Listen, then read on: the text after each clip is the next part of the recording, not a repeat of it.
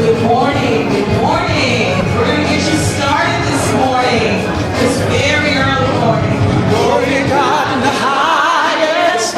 Glory to God in the highest. The favor of God is among us. Glory to God today. Our highest. Come on, we're going to give glory to God. We sing glory. Glory to God in the highest. The favor of God. Glory to God. Our highest. Peace and favor. Peace and favor.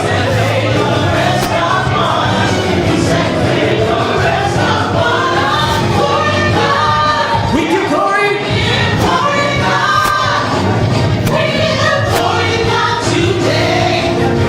Our highest. Come on, everybody get up and we sing. Everybody get up. Everybody get up. Lift the Savior up. Oh, we give with our best praise. Peace and favor. Peace and favor. Peace and favor.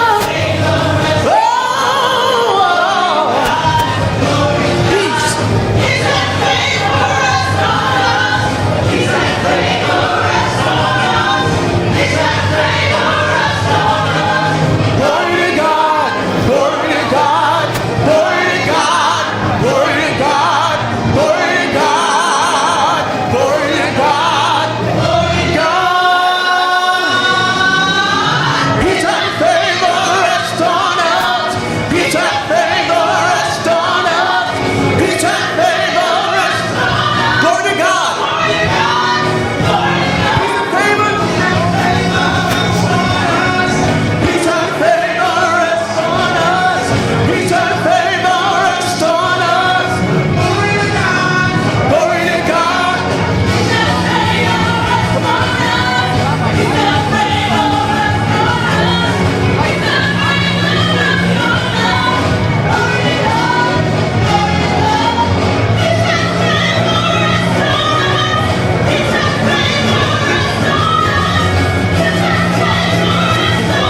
Glory to God.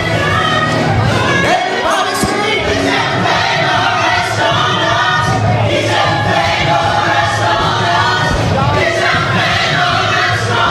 Glory. Glory. Glory. Glory to God. Glory to God.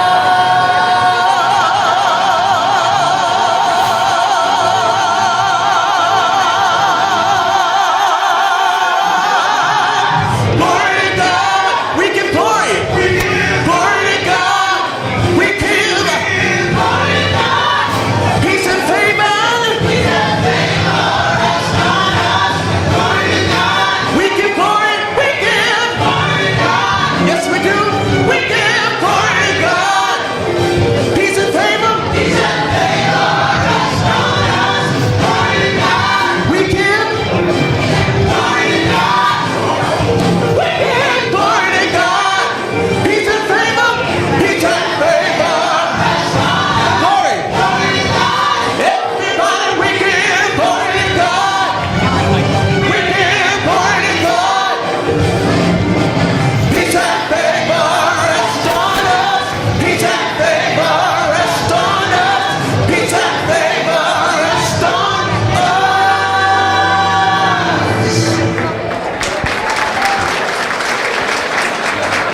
Well, good morning, everyone. Good morning. Everybody awake? How about that music, Living Waters? Wasn't that wonderful? Thank you so much. Get us going here. Well, thank you for braving the cold. I think a couple of ducks are frozen out there on the pond. We're going to have to go rescue.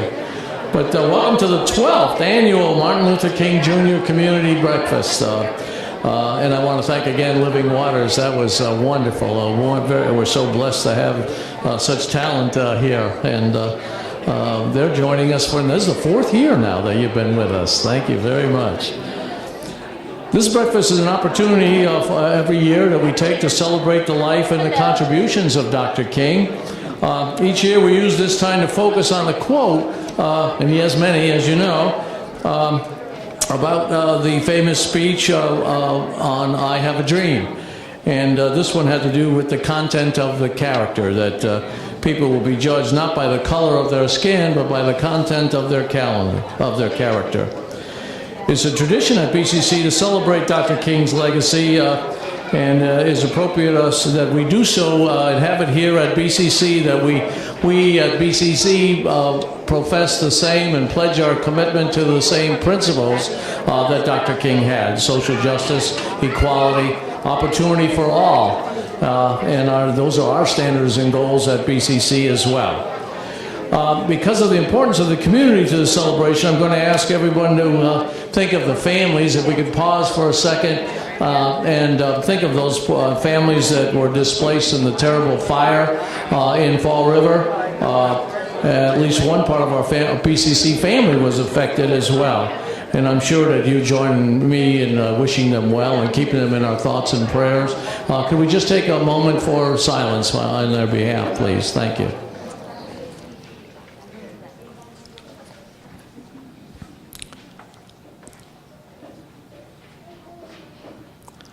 Thank you very much. And if you're interested in participating in an effort to provide help for the victims, please stay after the breakfast. Our Vice President, Steve Ozog, there he is, standing up there.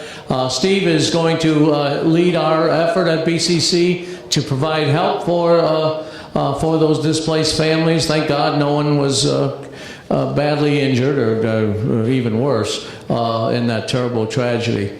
After the breakfast, if you'd care to be part of the relief effort, Steve is going to hold a meeting, an organizational meeting, in the room directly behind the cafeteria.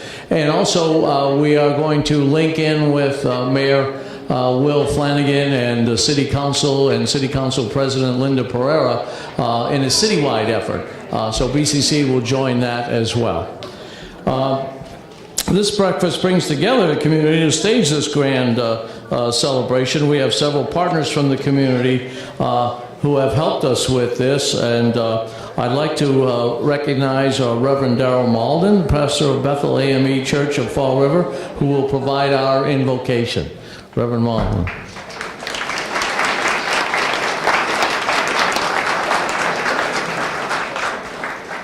Thank you, President Sprague. It's so good to be here. We should not take for granted the goodness of God to wake up and feel the chill this morning.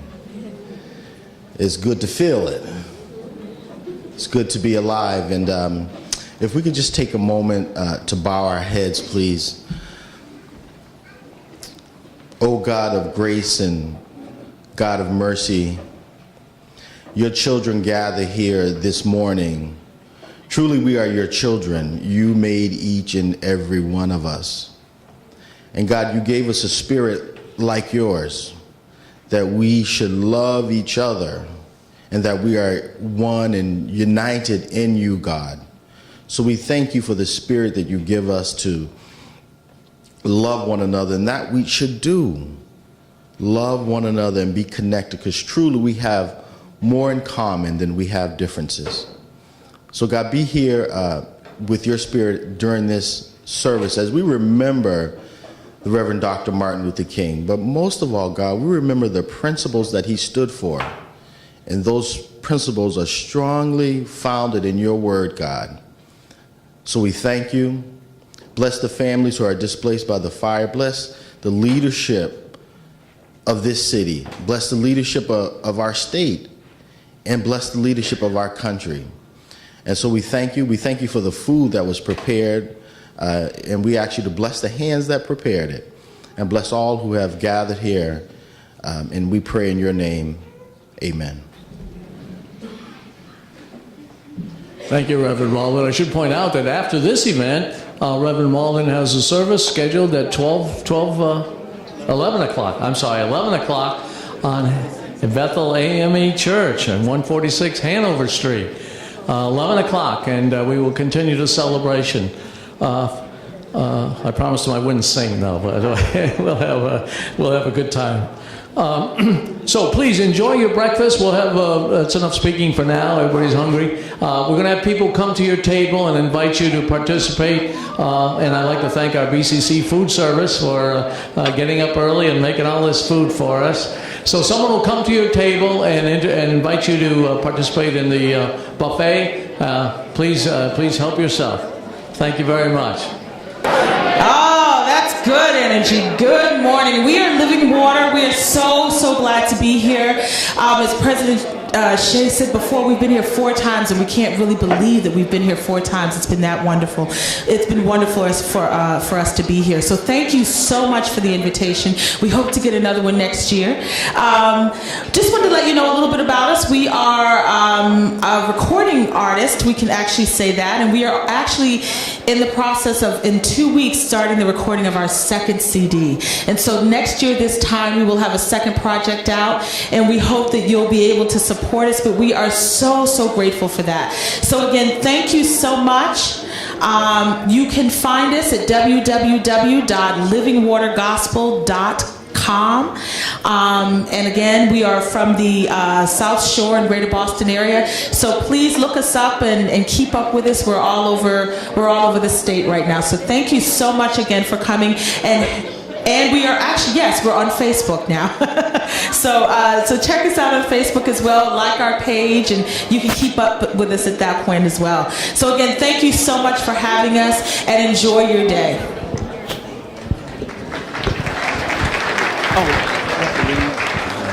Oh, that's right. I'm sorry. The other thing that we wanted to just say that please do not charge us leaving as rude as we have to go to another engagement. So after this, you'll see us kind of scurrying out of here, but please don't think us rude. We're just having to get to another engagement, okay? Thank you again.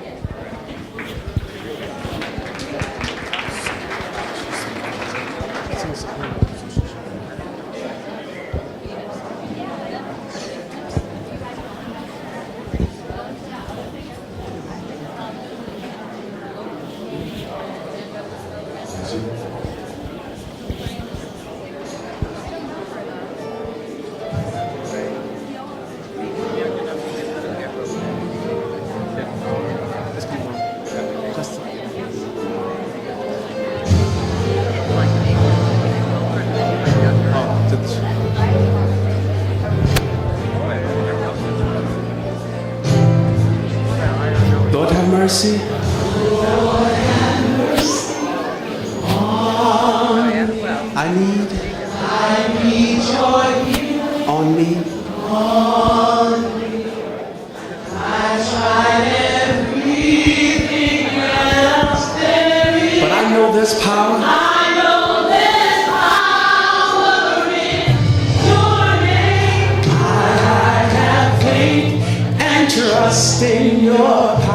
Following your will and your way. I tried everything else there, but I know there's power in your name. We say, oh, Jesus, I need your healing today. I need your power to see man can do it. There's so much about it. Don't worry about Well, there is power in your name. Yes, there's power in your name, Jesus. And we're going to say again, Lord, have mercy. Lord, have mercy on me. I need your healing on me. on me. I've tried, I tried everything else there is. but power in your name. I have and trust. Following your will and your way.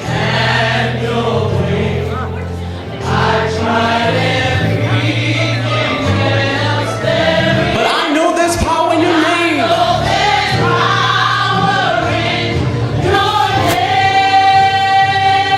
And we say, oh,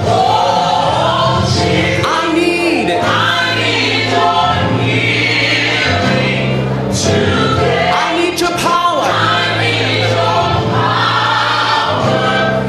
See, man can't do it.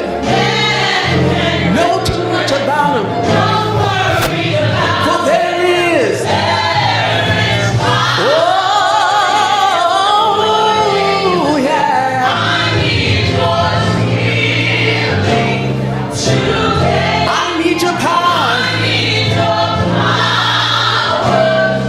See, man can't do it. No worries about it. For there is.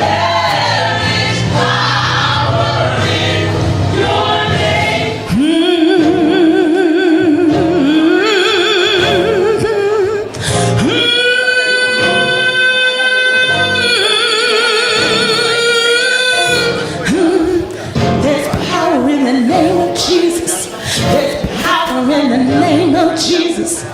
All you gotta do is call him and say healing. Power. No man can do it. Only Jesus. There's healing. Oh, he's got all power. No man can do it. Only Jesus. Healing.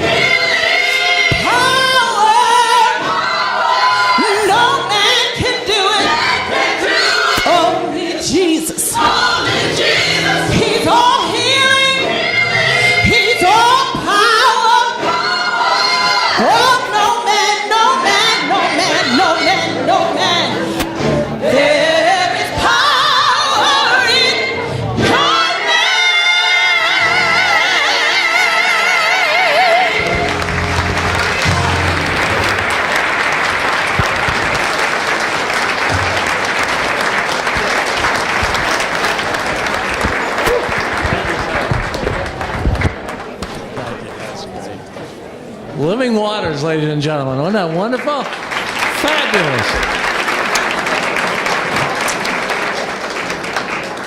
Well, we're so lucky to have them come and join us, and you can tell today is a day that they're very busy, so they're off to other engagements. But thank you very much.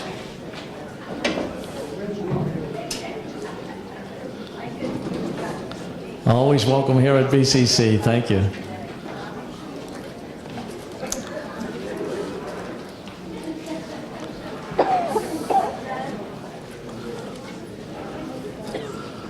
Okay, well, I think we'll get started. And this breakfast serves as a kickoff. In addition to honoring Dr. King, it serves as a kickoff for our African American History Month activities. And I hope that you'll come and visit us. One thing I always say about African American History Month, it should not be 28 or 29 days in February. It should be 365 days. Same with Women's History and all the others that have reserved time slots. But we need to celebrate diversity and embrace it. It makes Bristol Community College so strong. And we hope that you'll join us for some of the activities open to the public. On one of the particular activities that you should know about, I think you may have seen a flyer. We're offering a free credit course starting on Tuesday evenings. March 5th starts it out.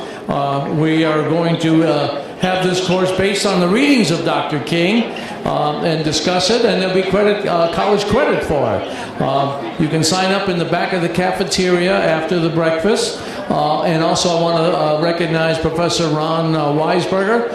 Professor Weisberger, will you stand and give us a wave? And he's teaching the course. And very, very glad he's done this for a number of years now, and it's always a very successful activity and a very rich discussion of Dr. King and his wonderful and rich array of ideas that he has given us. Please continue your breakfast while we get this program started. There's plenty of food there, so I hope you'll help yourself. And this breakfast is only possible through the generous support of our sponsors. And I'd like to thank Citizens for Citizens, our inaugural sponsor, who has been with us since the very start, 12 years ago. So Citizens for Citizens, if we could hear a round of applause and recognition for Citizens for Citizens. And Mark Sullivan has been a great promoter of Bristol Community College, and we're very happy to have him. Also, BCC Alumni Association and the BCC Affirmative Action Committee all have been joined. There's a lot of work, as you can tell, to put something like this together and find Living Waters. I think are out in Brockton, and we have people from Rhode Island and New Bedford and coming to help us organize this. So very happy about it. We have a committee, and they're named in your program, and we're very grateful to them for the BCC. They have to do their regular work plus this, and I'm very happy about that.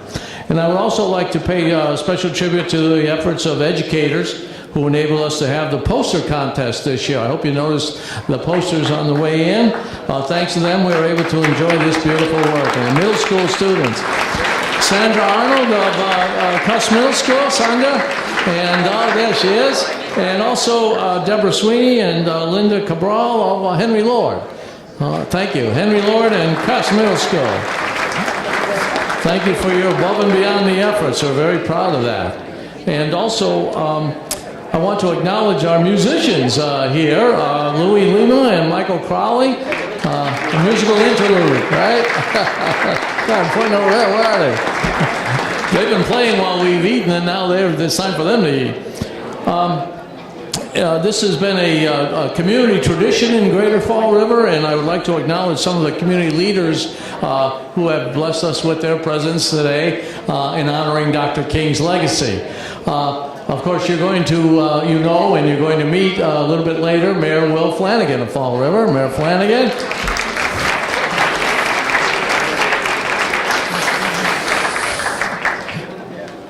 We have also Representative, try to get these in alphabetical order, but loose alphabetical order. Kevin Aguiar? He always starts out the list. Kevin Aguiar. Representative Kevin Aguiar. We have a trustee here, Zelma Braga. Zelma? Zelma, there she is. Thank you, Zelma. Senator Scott Brown could not make it, but sent a representative, Sam Johnson. Sam? Thank you. New Bedford City Councilor, Henry Busquet. Henry? Oh, BCC alum. BCC alum. Congressman Barney Frank could not make it, but sent Representative Lisa Lowney. Lisa? There's Lisa. We have Janet LaBelle from Senator Kerry's office. Janet LaBelle. There you go. Thank you.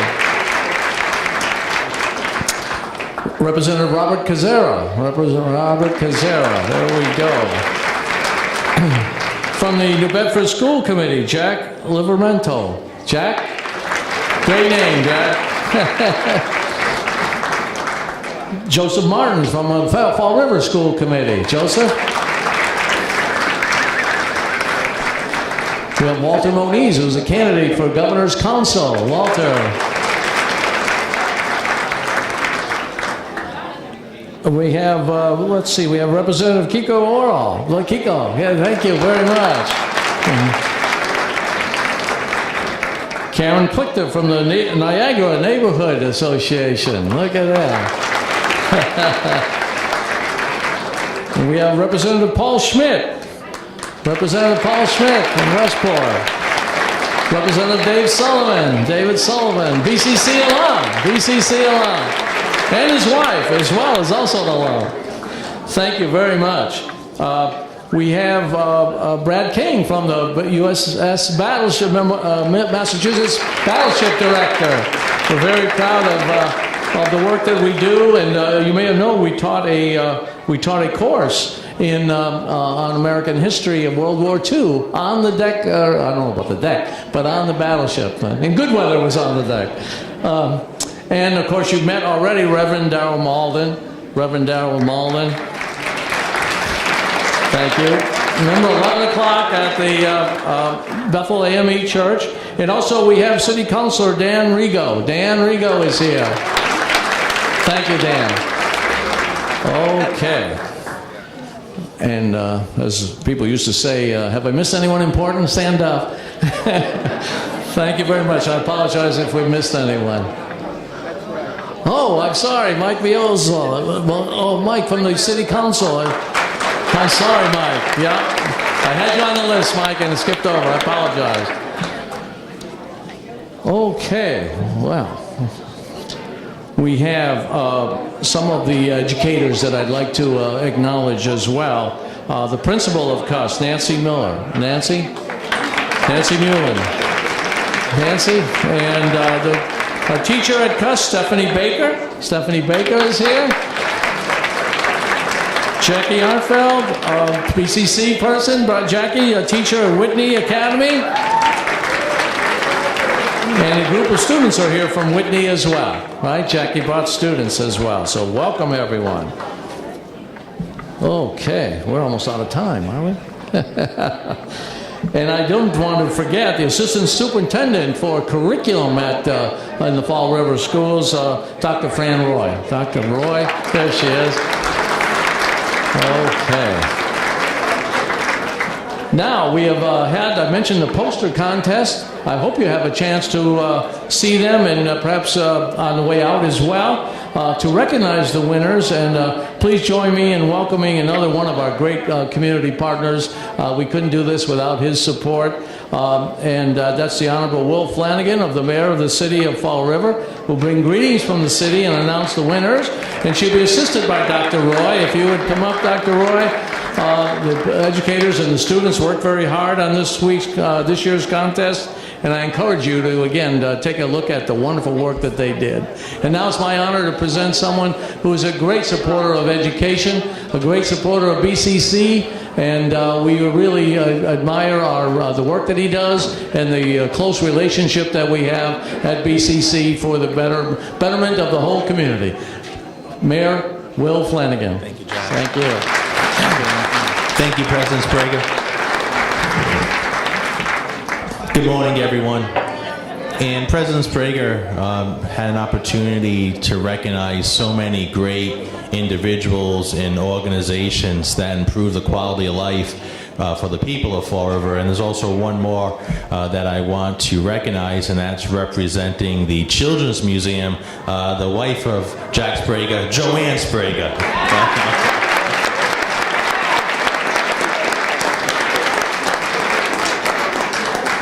And I always look forward to coming here to BCC on Martin Luther King Jr. Day.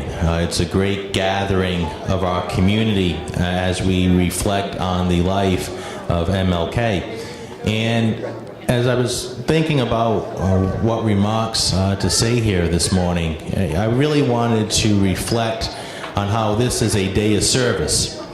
It's a day for people across our great land to come together to help those who may not have a voice, to help those and lend a hand up to those who need it. And I encourage all of you here today, when we leave this cafetorium, to go out into the community and to make a difference not only in your life, but the life of others. And the more people you're able to touch, not just today, but throughout the entire calendar year, the more good will be done in our community, and the more we'll be able to move our community forward. And over the weekend, the city of Fall River experienced a tragedy. We had a 4-alarm blaze on Hood Street in our city. You had over 14 families who were displaced by a fire. And our community came together in ways like we've never seen it before. You had an overwhelming outpouring of support to help the families who were displaced. You had citizens come forward to give up their own personal belongings to make sure that those who just lost everything in a fire had something, a little bit of normalcy back into their life.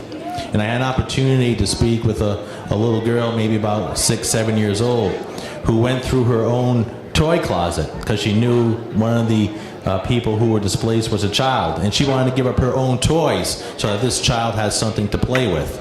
And it's service. It goes back to my original statement. This should be about service, doing what you can to help somebody in their time of need.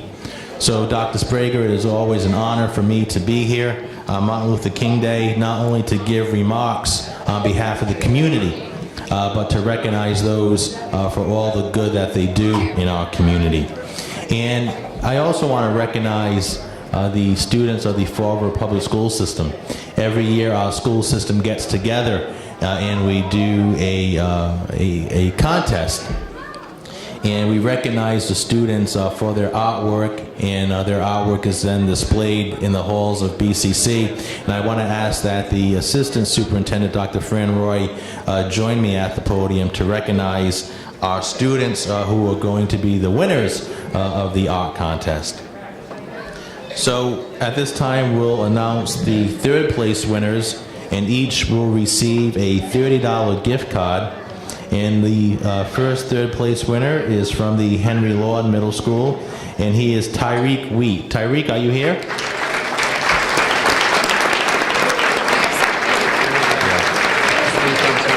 Hey, Tyreek.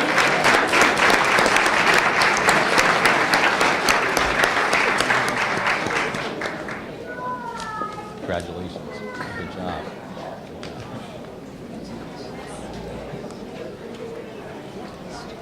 Keep up the good work.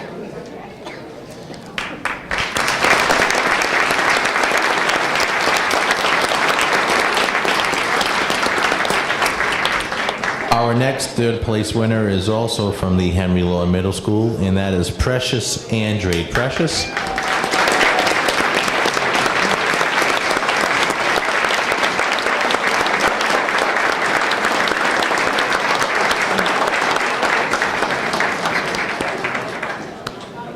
Hey, Precious, congratulations.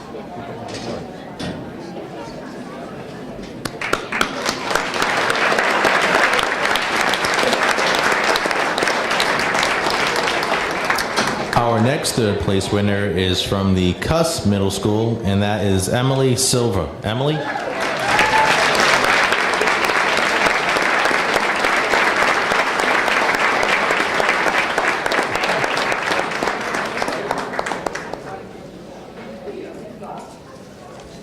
congratulations.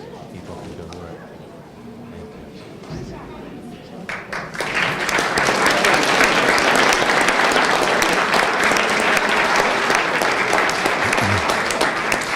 And our last third place winner, who will also be receiving a $30 gift card, is from the Cuss Middle School, and she is Angela Reed. Angela?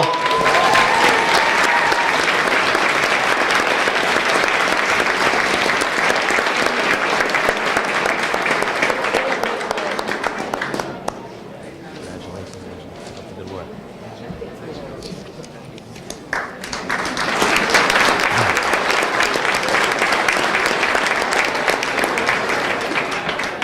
And Assistant Superintendent Roy will introduce the second place winners.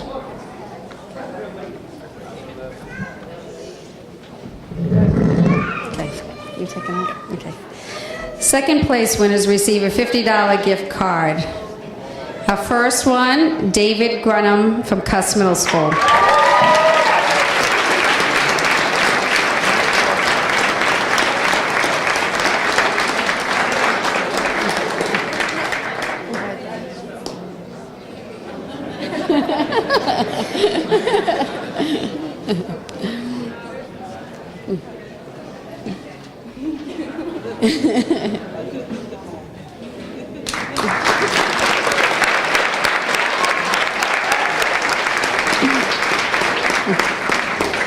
The next second place winner, Pedro Silva, Cuss Middle School.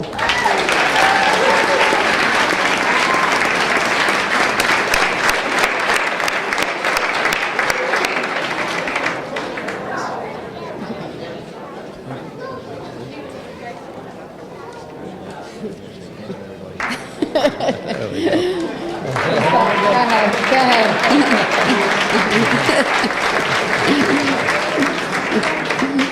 The third second place winner, Allison Kupiak, Henry Lord Middle School.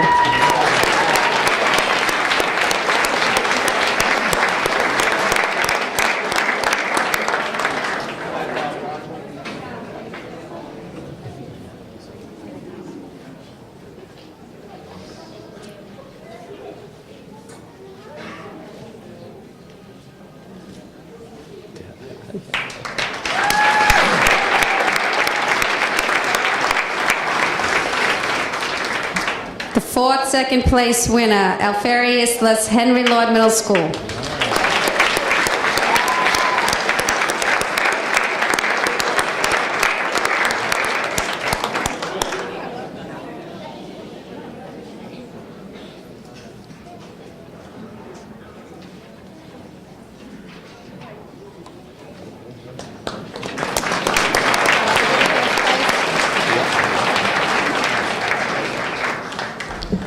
And now it's an honor to recognize our first place winner. And this winner also won second place last year. So she's coming back now and getting the first place prize, which is a $75 gift card. And she is from the Cuss Middle School, Katrina Ferreira. Katrina?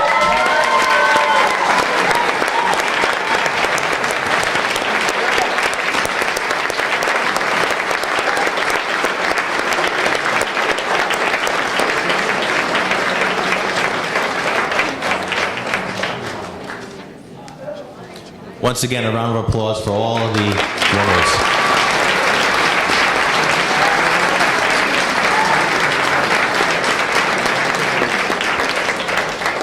Thank you, and thank you for allowing me and the opportunity to give greetings on behalf of the city. God bless you.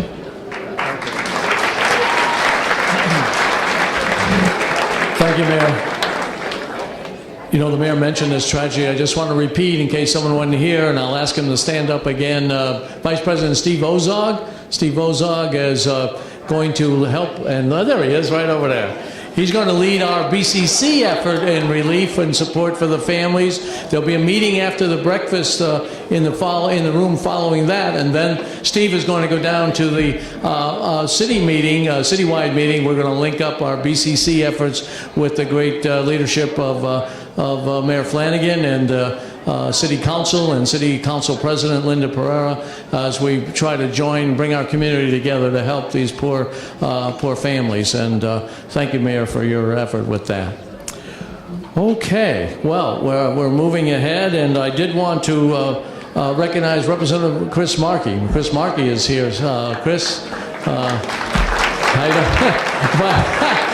don't feel. I was talking to Chris earlier. I'm sorry, but then of course I overlooked my wife too. I'll never hear the end of that. Well, the Distinguished African American Alumni Award is presented each year by the BCC Alumni Association to recognize the outstanding achievement by a BCC alum. And here to introduce the award is my pleasure to introduce Peter Silva from the class of '73, and he is the president of the BCC Alumni Association. Peter Silva. There you go, buddy.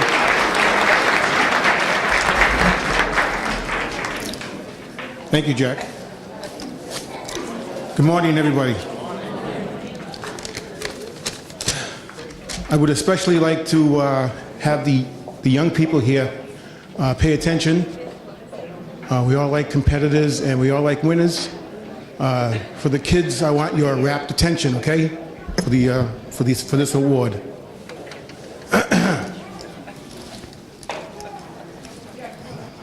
Okay, so the first order of business would be to recognize a BCC employee. She's been here for 18 years. She is the kind of person who's unseen, working behind the scenes, and makes BCC the kind of place that it is. She submitted this nomination, and I would first like to recognize her and have you join me in recognizing her. Her name is Sandra Boone. Sandra Boone, would you please rise? Would you please rise, Sandra? Okay.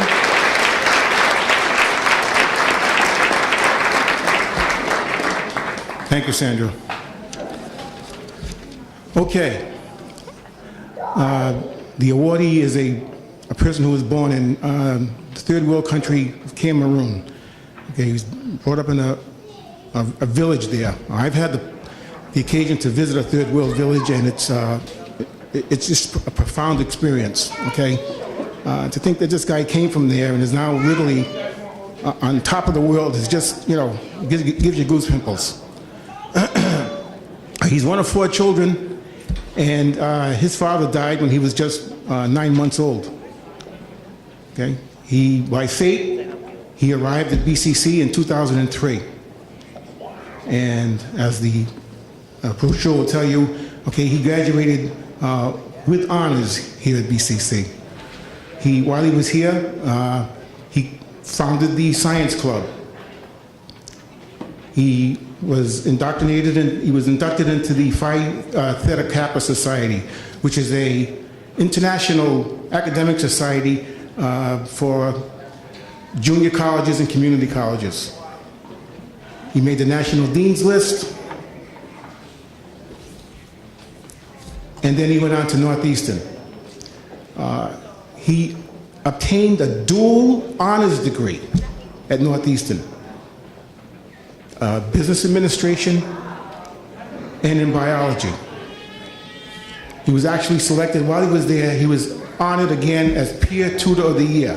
So not is he only getting a dual honors degree, he has the time to help others, okay? If that's not enough, he also became a U.S. citizen at that time. In 2010, he obtains a master's degree in science and technology entrepreneurship. Now he's involved, during that time, he's involved in numerous social and scientific entrepreneurial initiatives. He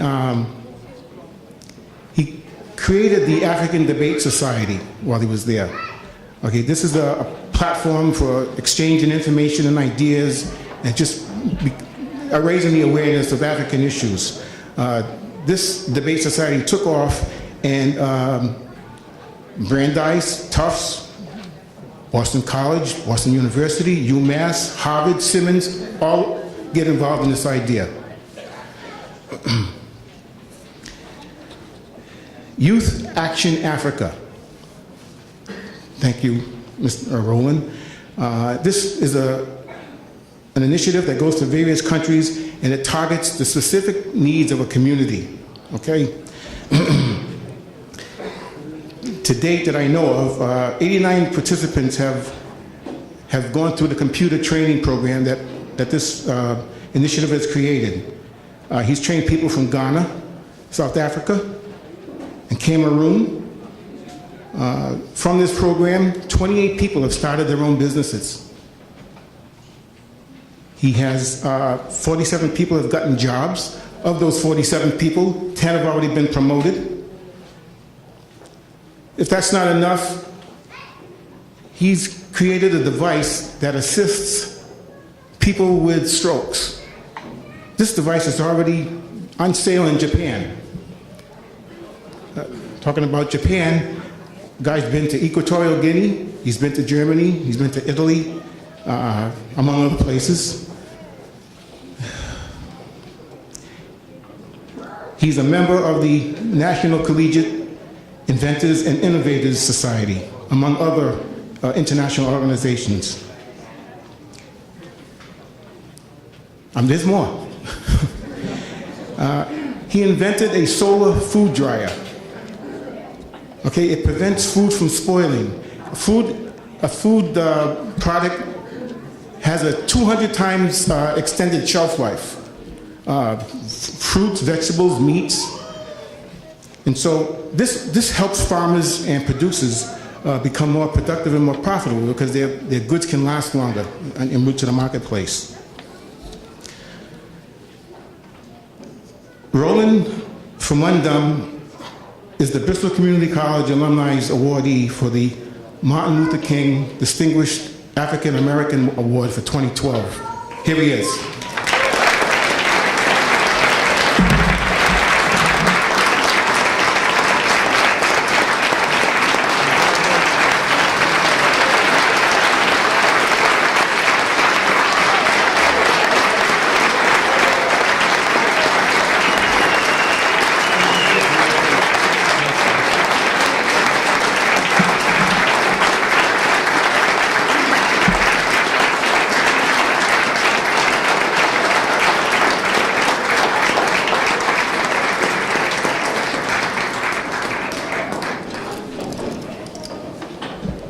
Again, I would ask for the students' rapt attention while this man speaks to you.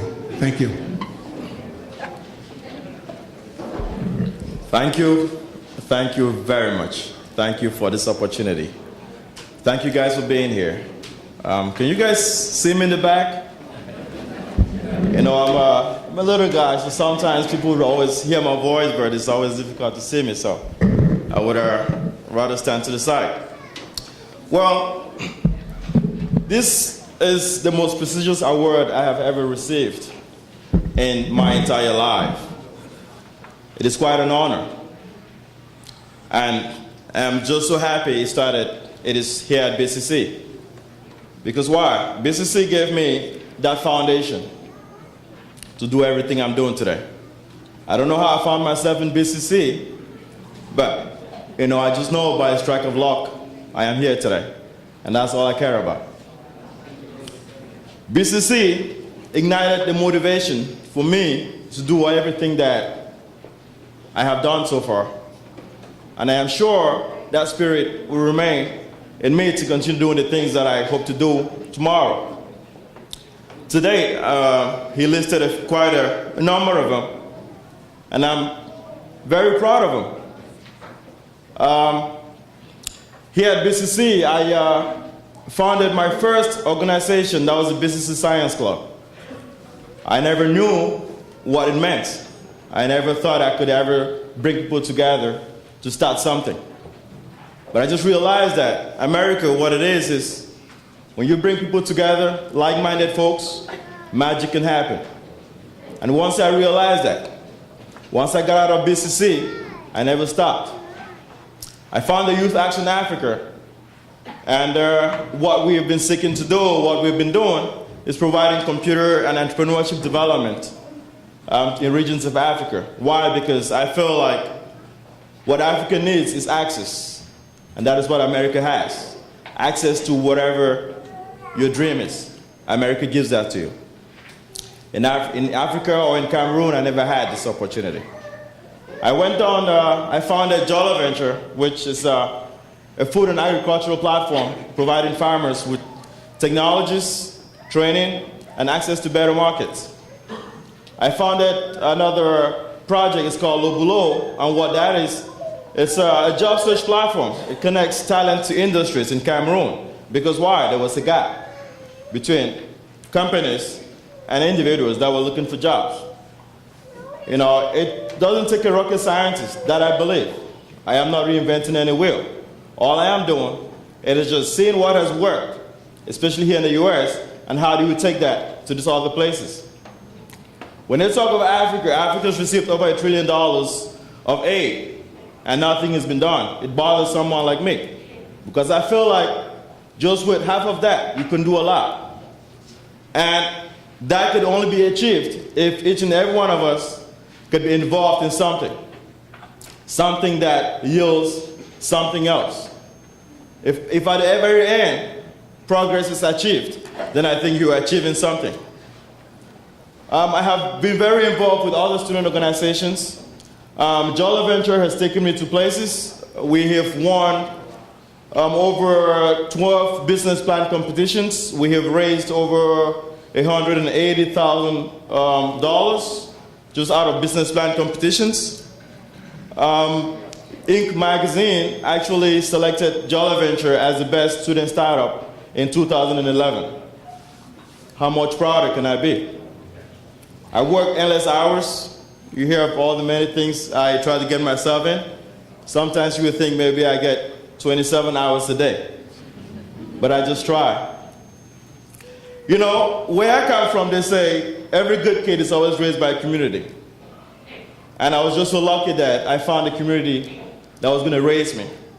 My mom, when I was living in Cameroon, she just didn't know where I was going to. I landed in Delaware. I lived in Delaware for 2 months. I just realized there was something not going. I would watch TV, I would see youths doing different things, and I'm like, how can I do these things? And I looked around and I said, well, where can I find my niche? And searching the internet took me to Boston. Who do I know in Boston? Nobody. But I had an old high school friend, and I called him 2 days before. I said, hey, how you doing? He said, good. I said, can I come over? He said, for what? I said, I need to start a life. So he said, well, you know, I mean, I have 1 bedroom, I have a couch. I'm like, insofar as it's a roof over my head, I'm fine. I'm a village boy. So 2 days after that, I got myself here. I lived in Taunton. 3 days after, I found out about BCC. And as soon as I got here, it was like another family. And it is not surprising. The family I met here is a family that has made me who I am today. You know, they always say behind every successful man, you have very strong women. And first of all, I want to thank you all, the women in here today. You guys are just so great. That's so true. Here, well, I'll tell you guys something. When I left Cameroon, I spoke French. And coming here where English is what we do speak here, it was quite a challenge. I just didn't know where I would go with that. But my first semester, I took my English course. And that was quite a challenge, you know. But I had a professor, Chris Souza, she's somewhere in the back. We had a tough time. At one point I thought, well, maybe she just wanted to give me a fail grade. But I realized that every time she said, Roland, I need you to do this, you need to do it right. You need to be consistent. You have to keep on doing it. I was being assigned a tutor, Robin, she's right next to her. They all helped me out. Robin taught me a lot about being patient, about being consistent. Repeat it. And then, another great woman, Sandra Boone. Sandra taught me how to speak. Roland, look for the right people, talk to them. When I got admitted into Northeastern University, I had some difficulties going in there, and Sandra just picked up the phone. I made a call. I'm like, Sandra, who do you know? She's like, I'll find out. She picked up the phone, Roland, you should be all set by now. Go there and talk to them. And all of that, seriously, I just didn't know what it was, but I realized that every person that I have met played a role to where I am today. And, well, besides every great woman, like I said, you have successful men. I didn't just get here because of, the women, even though they played a greater role in me. The men also. I met a very good friend, Mohammed. He's not here right now. But Mohammed, when I came, he was one guy I could recognize on campus. He was the tallest. And I said, I was probably the shortest guy. And I said, Mohammed, we must be alike. I said, so Mohammed, what goes on here? Mohammed said, well, a quiet mouth doesn't get fed. You got to talk. But I can't even speak English. But you know what? I tried. Kept on trying. And here am I today. I'm happy I could have been making a speech for over 2 minutes now. So this has been quite a journey for me. And then not only that, I had Ron. Ron gave me a position in the tutoring lab. I used to be a tutor for physics, for chemistry, for mathematics, for French. I run the biology lab with Professor Robert Rack and Dr. Pelletier. I don't know if they're here today. But all of them, I remember all of them. I remember the safety officers here because I would always drive late, maybe park sometimes at handicap spot when I'm not supposed to, but I'm running to class. But I just had to do it, and they understood it. I would come back and take it out. So, and then one very important thing, which is something that has been driving me today. It is what you have on the BCC, the motto. And it's written by President Jack Sprague. What BCC does, it changes lives, learner by learner. And I said, well, what can I add to that? If changes have been made, how can we save those changes? Because you know it, if you're using a computer, you're working on a document, and you don't save it, you lose it. So the changes that all the students are making, all the individuals in the world are making, all I am trying to do is to save those changes. Why? Because I believe that if each and every one of us, we have unique skills and talents. If we put that into use, we can create a change. And if we can save that change, someday in this world, the world will be made up of one uniform change. And that will be something that is good. So, I just want to thank you guys again. I have the honor to really be here today. Thank you guys for your time and everything. Thank you.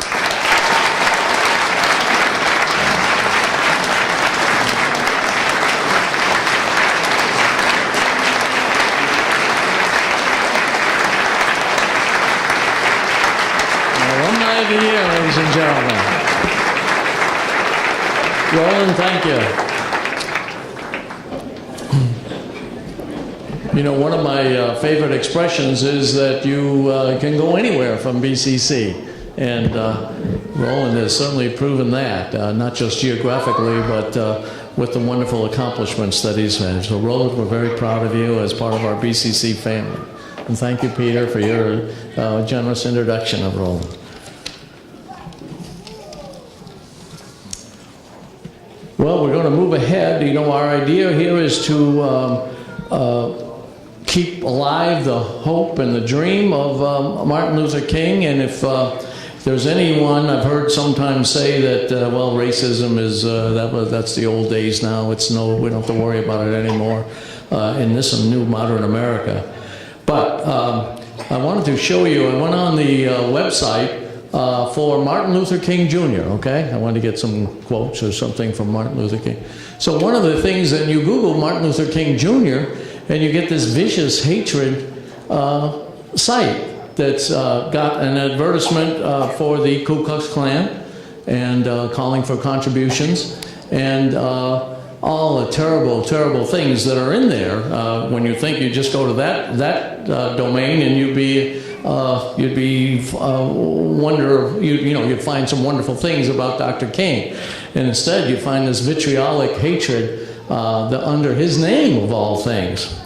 Maybe it's good news, but as I went on further, that domain, Martin Luther King Jr., is up for sale.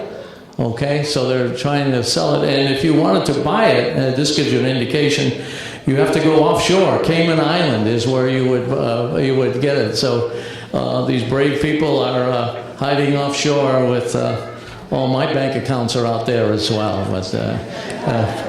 But maybe we can talk to our speaker and get together a collection and buy it and use it for what it's supposed to be used for.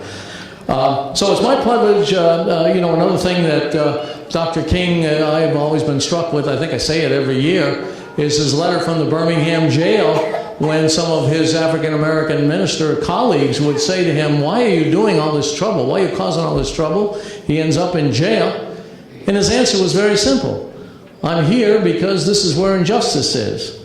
And that was the story of his entire life and the hope that he keeps alive, that we try to keep alive for him.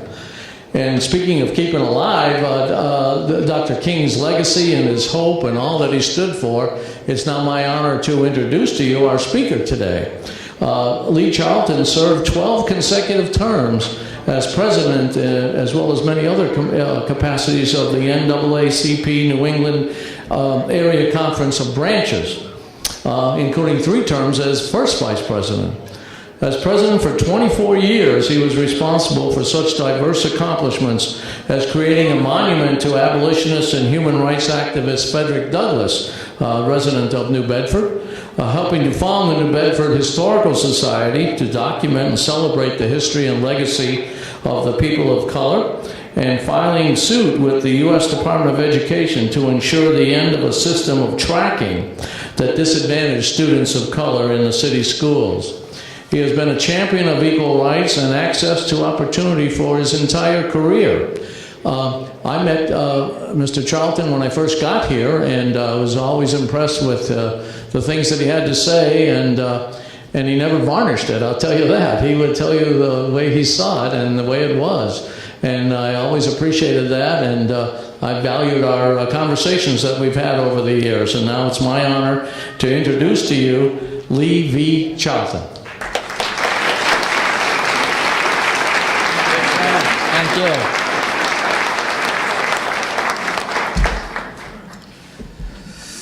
Good morning.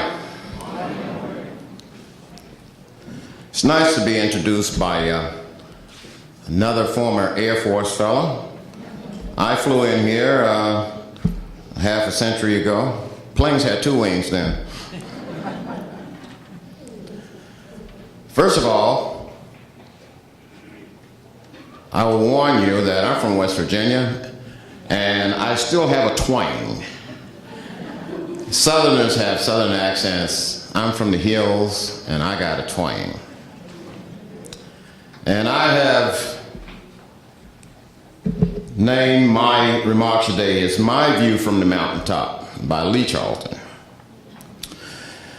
Again, first I want to thank and acknowledge John Sprague, president of Bristol Community College, and those responsible for extending to me this opportunity to speak to the citizens of the greater Fall River and Bristol County area, as I get about 30% of our complaints from this area.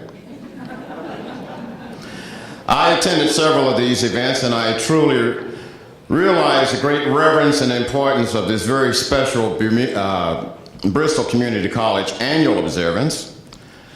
And when I was asked to speak, I asked if I should give my A speech or my B speech.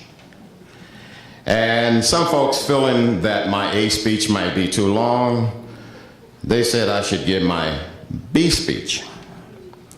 And my B speech is, be good, be brief, and be gone. I agreed with just one stipulation: if I could be real. This is indeed a good morning because I bring good news.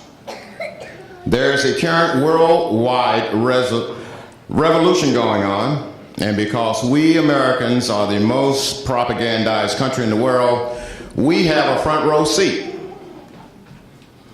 There's definitely a correlation between the ongoing Occupy Wall Street movement and Dr. King's nonviolent movement. As reported in the December issue of the Crisis magazine, we, the participants in the civil rights movement, were the original occupiers. Can you remember?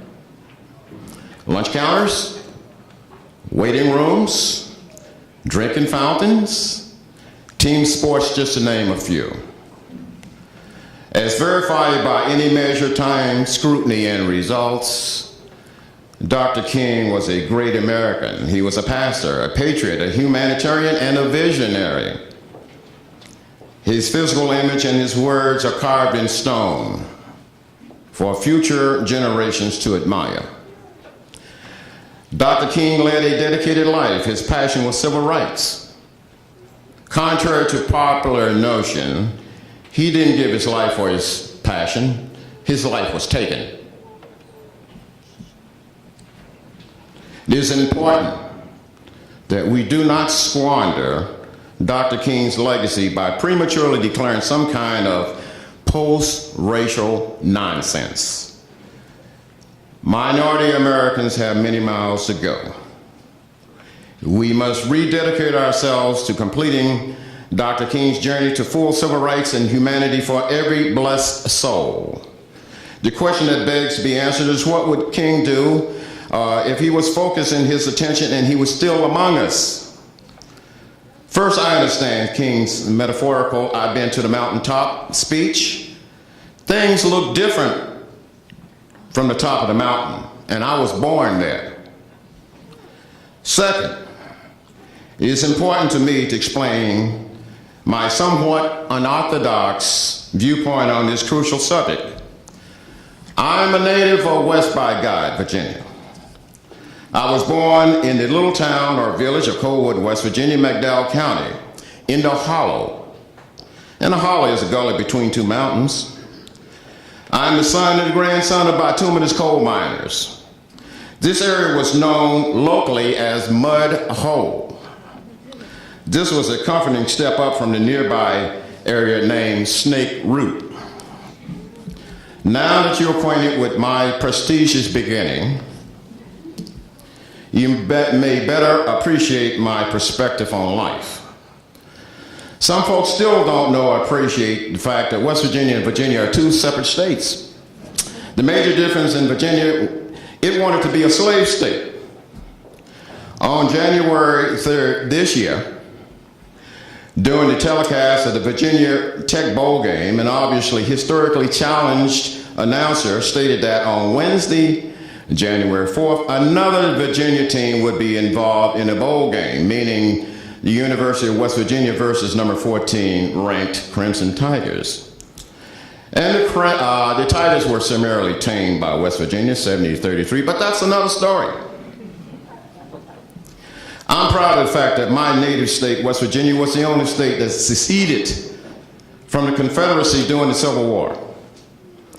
I will confess that every time I hear the song Country Roads by John Denver, I get misty-eyed.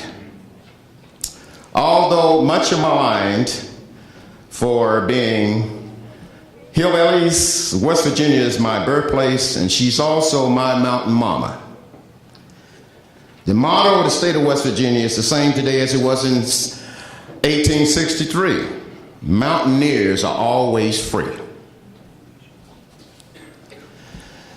Analogy of my viewpoint to explain how I looked at things. During World War II, there was an extreme hustle and bustle caused by the all-out war effort. At one bustling defense plant, there was a continuous effort to stop the daily pilfering of materials declared or rationed for the war effort only. Spot checks on all deliveries, coming and going, were routine. Now, several years later, a chance meeting between two people who were employed during this time caused the following conversation. First, the security guard to the former laborer. You were seen every week pushing a wheelbarrow loaded to the brim with sawdust. But when we checked that wheelbarrow, we never found anything. Now that the war is over and the United States won, the statute of limitations prevent any legal repercussions. Just what were you stealing? The answer the man confessed, wheelbarrows. Second analogy. While in the military and stationed in Klamath Falls, in the great state of Oregon, I took my family on a picnic in one of the local forests designated as a state park. There were signage near some of the largest trees on this planet. And as I walked toward the base of one of these trees, which was a ponderosa pine, something happened. The circumference of this tree was so great I could not see around it. And in the canopy at over 150 feet high, I could not see above it. At that instant, the forest disappeared. I literally could not see the forest for this tree. Third observation. All of us in this dining hall area are currently immersed in an ocean of air. We can't see it, we can't taste it, but it's obviously here because we continue to breathe. My synopsis: some things are overwhelming. Some things are disguised but in plain sight, and some things are invisible. On this occasion, if we were to continue Dr. King's dream and bring it to fruition, by elevating and accelerating King's call for justice, we must first ask this question: who is the most universally discriminated against group or person on this planet? The answer is painfully clear: women. Leadership should be vested in those with the best brains, not those with the biggest head and even bigger egos. Is it too much to ask for a 50-50 partnership for our female counterparts when they produce 100% of the children that are our future?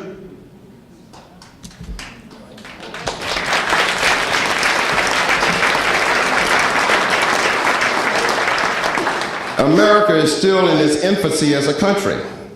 This is a blessing in disguise.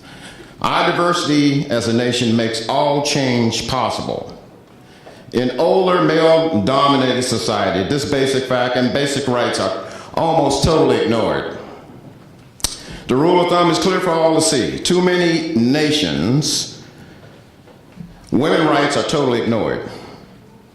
Women have been relegated to centuries of old, inhumane treatment, denied any formal education, barred from voting, driving vehicles, or even appearing in public unveiled.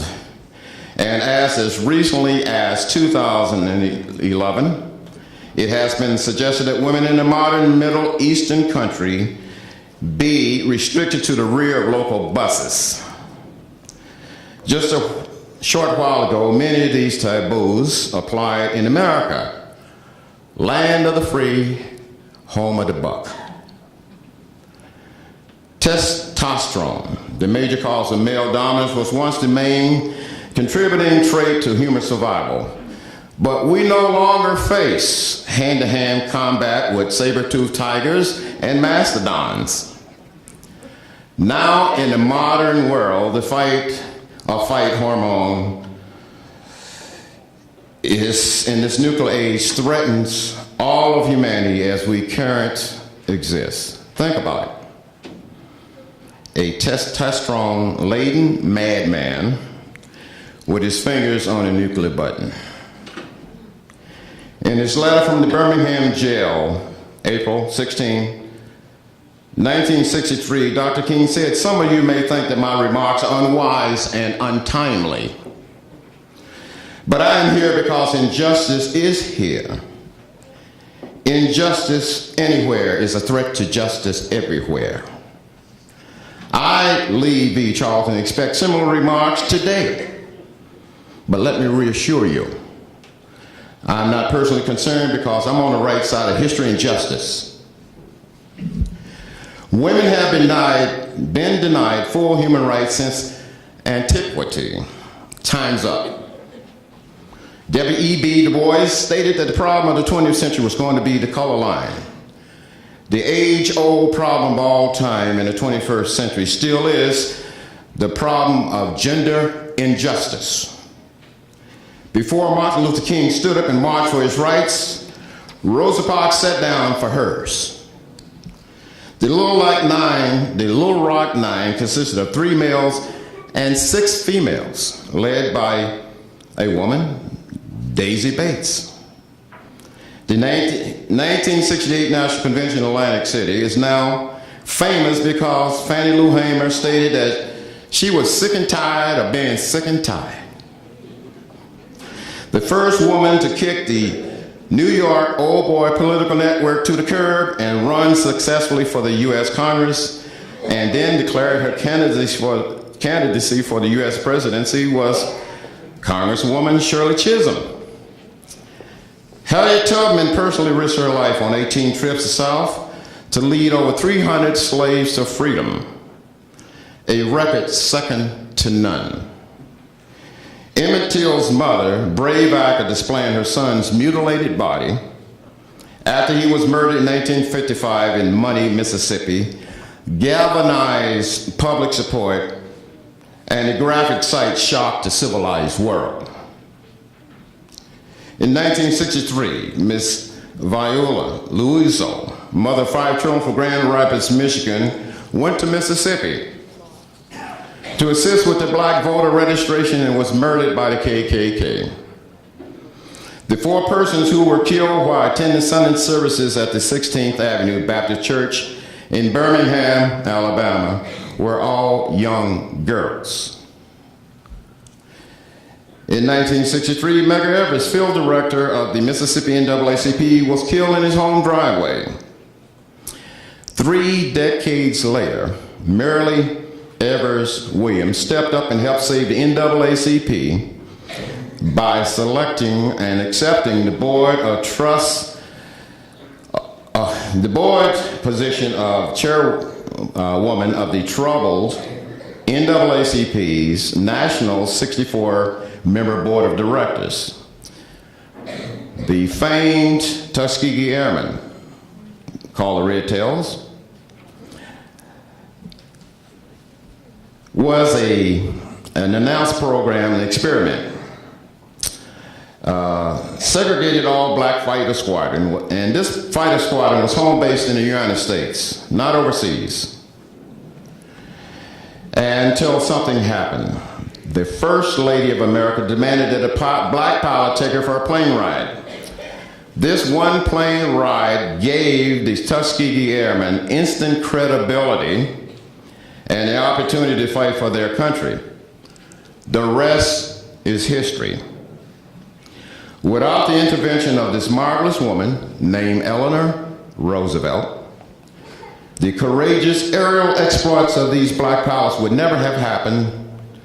The experimental Black Aviators program would be just another footnote in history.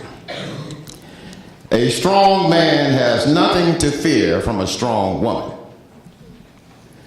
As a tandem, they produce strong families, communities, and ultimately, a stronger nation.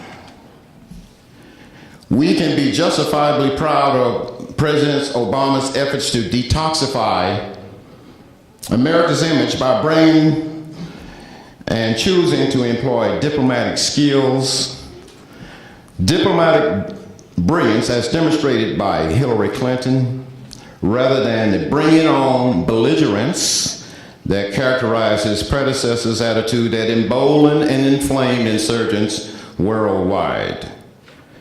Obama credits the women in his life for providing the ballast in his life. His able and supporting cast consists of his mother-in-law, 2 daughters, Sasha and Malia, and his rock, Michelle the Magnificent.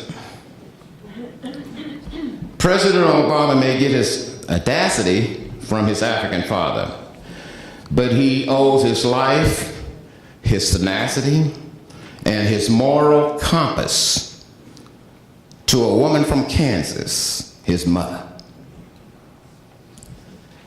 The world celebrated when Barack Obama was elected. The doomsday clock regressed in a testimony to America's promise.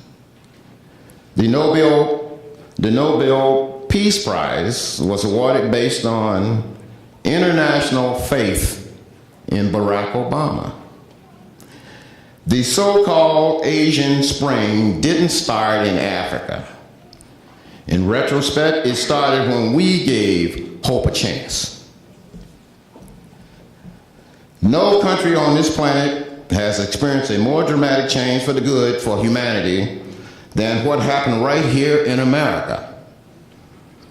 My ancestors were brought to these shores chained to the planks on slave ships and listed on manifests like bushels of corn and wheat. And they were stripped completely of their humanity. On November 4th, 2008, the world rejoiced when a man of color ascended to the presidency of these United States and became the most powerful man on earth. Where else on this planet was this possible but here in our own sweet America? In retrospect, we are our own best role models. We are the world leaders that we have been waiting for. And the rest of the world continues to watch and be inspired. They are singing "We Shall Overcome" in many languages. For reasons real and imagined, America must lead the way.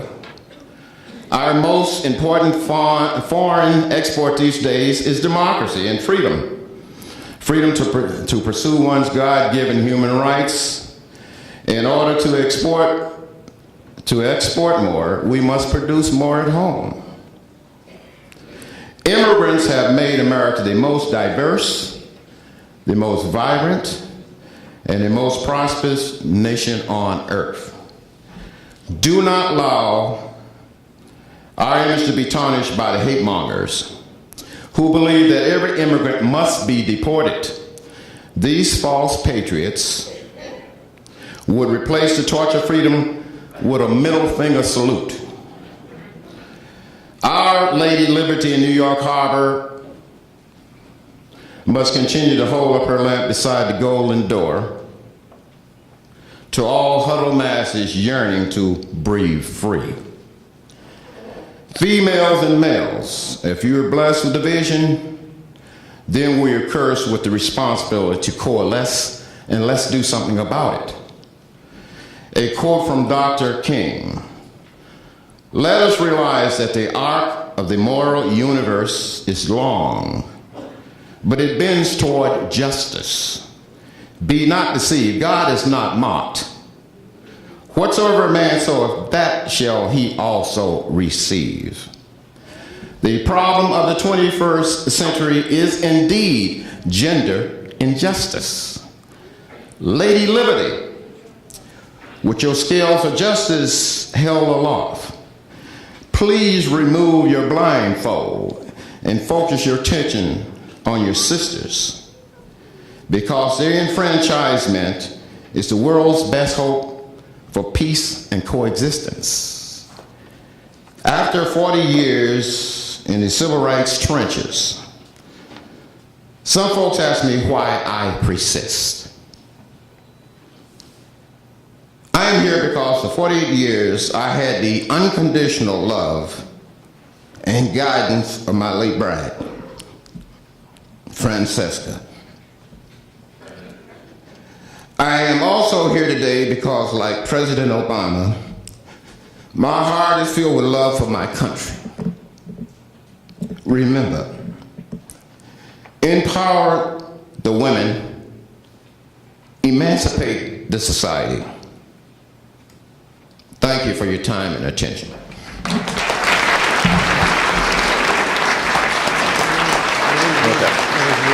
Thank you. Lee Charlton, ladies and gentlemen.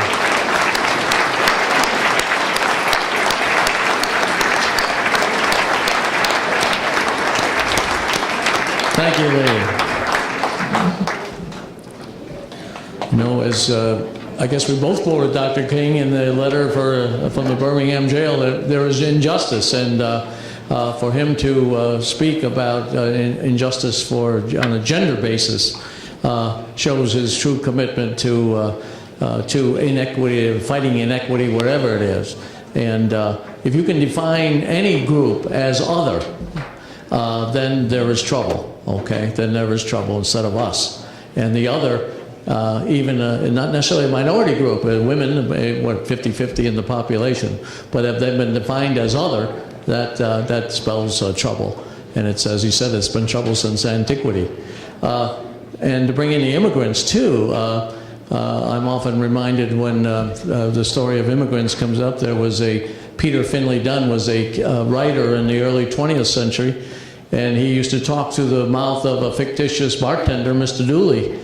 And he spoke very eloquently in just a few sentences about immigration. He said that they beat me here by a boat length, and they were rock-stern Yankees by the time I got here, and they wanted to exclude me. And we've seen that time and time and time again. And how abhorrent that is to a community college mission of open door and open access. And we've heard that you can go anywhere, whether you're born in Africa and not have much, not be able to speak English, and come here and look what you can do. So you can go anywhere from BCC, and Lee Charlton's words are inspiring for all of us, and certainly supplement and complement the spirit of Dr. King. So Lee, thank you very much for that.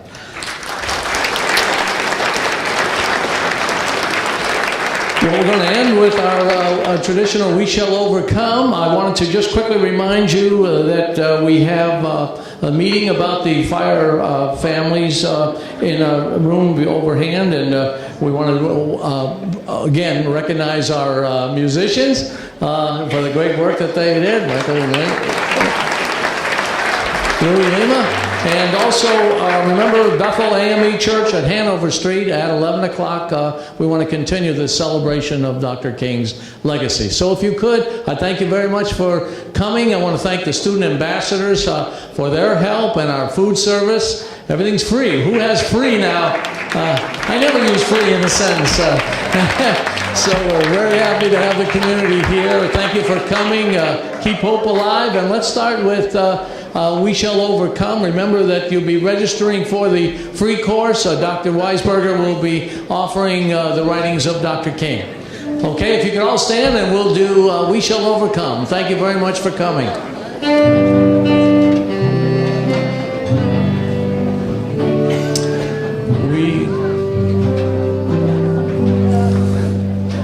We shall overcome.